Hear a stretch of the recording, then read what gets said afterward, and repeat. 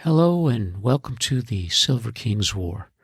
I'm Michael Sievers, the writer, producer, and creator of this podcast series about my father's Second World War as a B-26 bombardier. Today we begin the Silver King's writing from the East Coast, where he has arrived at Columbia, South Carolina for advanced bomber training.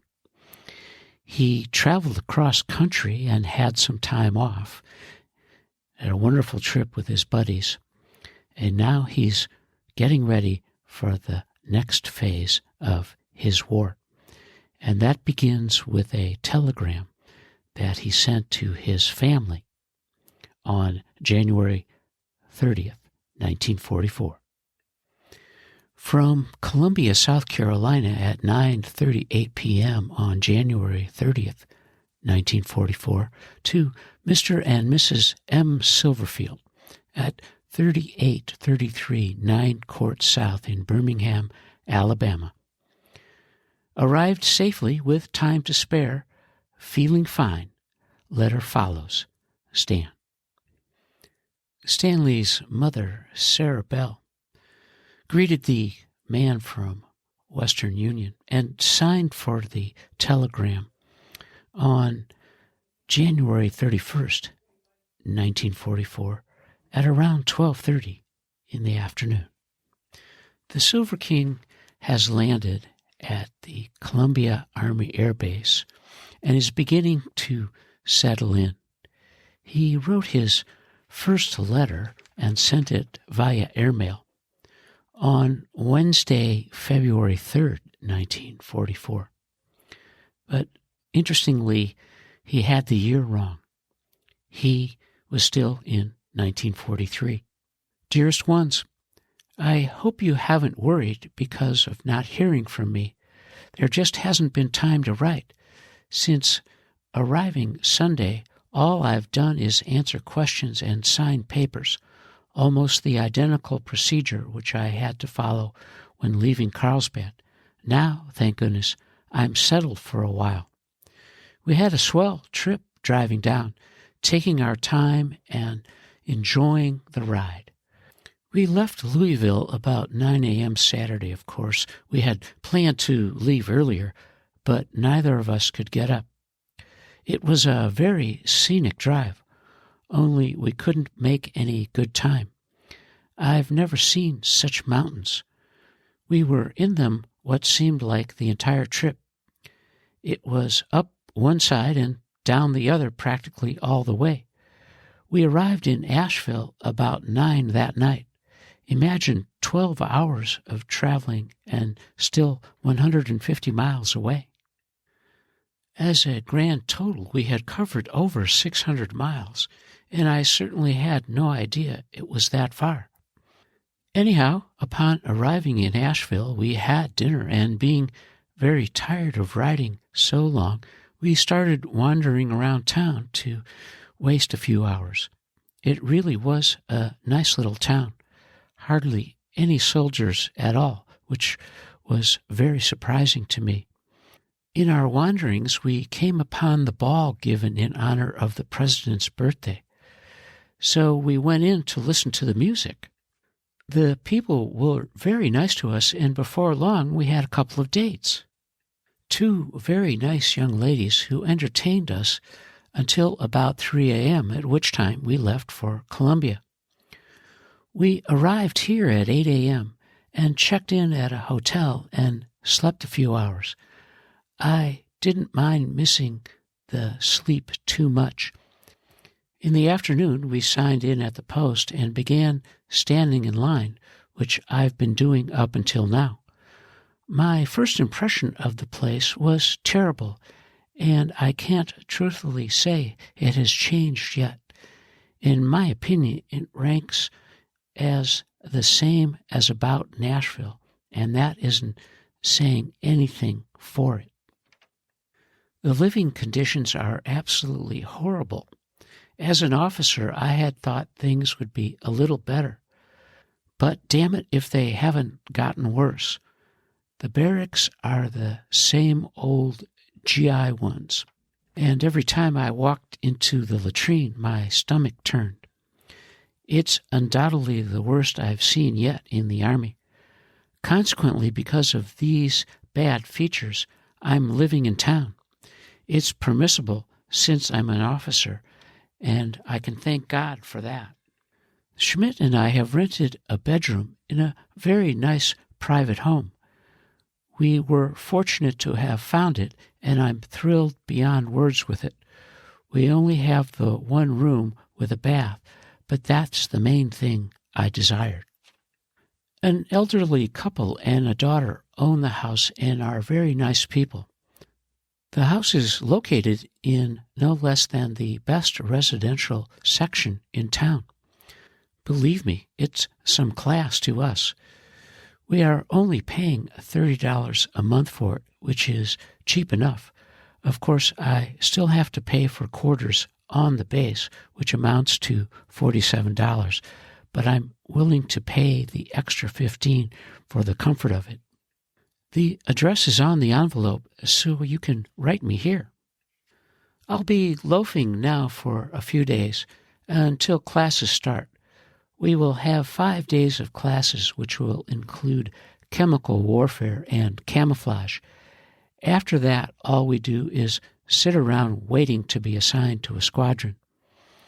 That will take a month or less. In the meantime, there won't be anything to do, and that won't make me mad at all. I had a marvelous time in Chicago, as you can well imagine. It was surely hard to leave.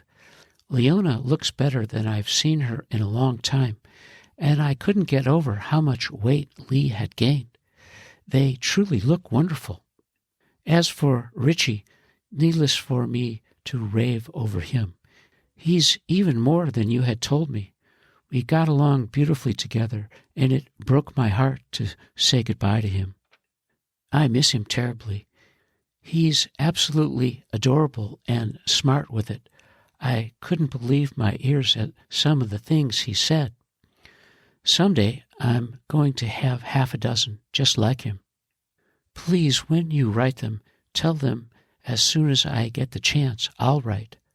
I met Sherry's wife and like her very much. She isn't a beautiful girl, but attractive and well educated. They are awfully happy together, and I surely do everything with them. They have a small apartment, and we have loads of fun together. You might mail my shoes now, and you might also include the white suspenders of mine that are in the top drawer.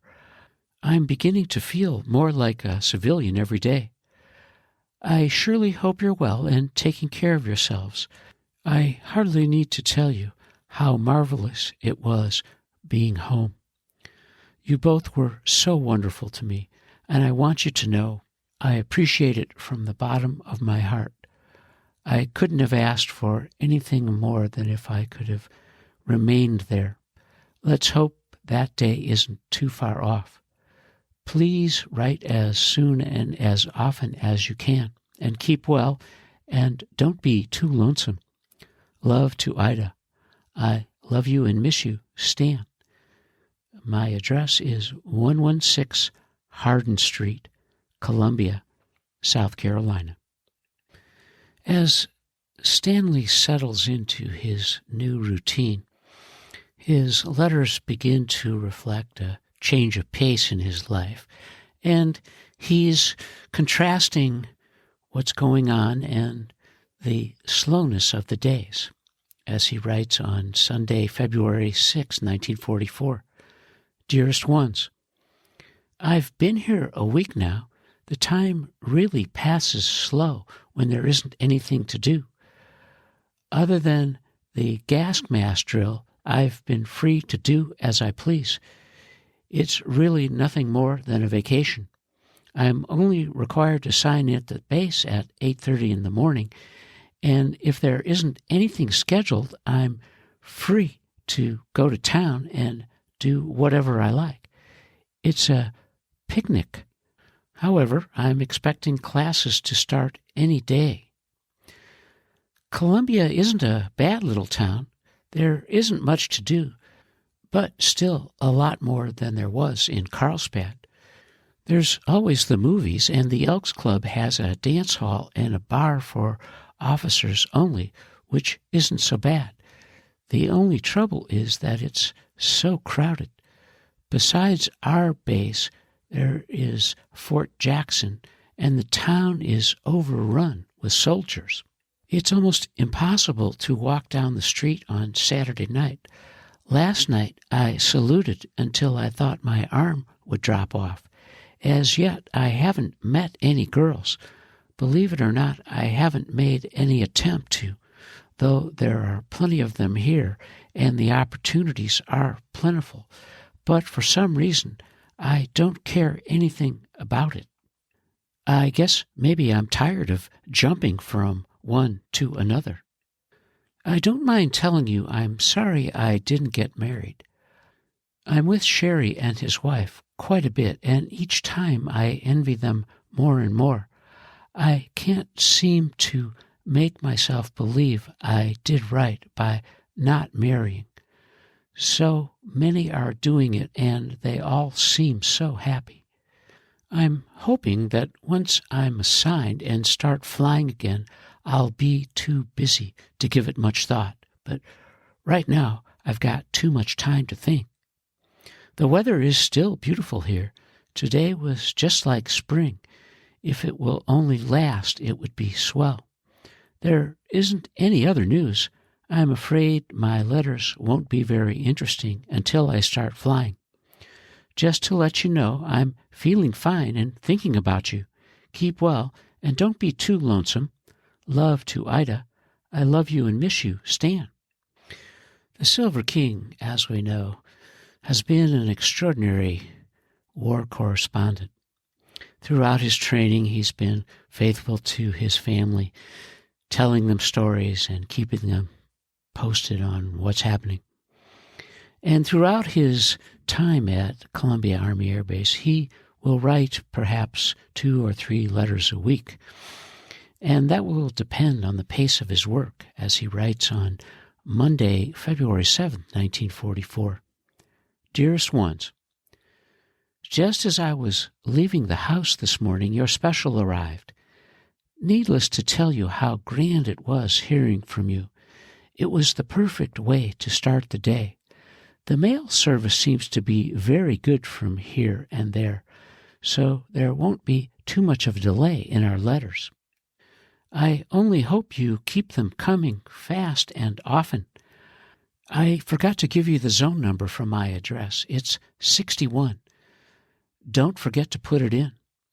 It's swell that Aunt Rose was able to stop over for a few days. I'm very sorry I missed seeing them. Yes, I did see the kids. They had grown so much I hardly recognized them. Lynn is certainly a beautiful child. She was just beginning to walk. The Baileys did themselves proud on that one. Now I think they have the perfect family. As for me, though, I'm going to have 6 children. There was nothing doing again today. I'm still sitting around doing nothing. It's marvelous. Sherry had a scare today, which kept me busy for a while.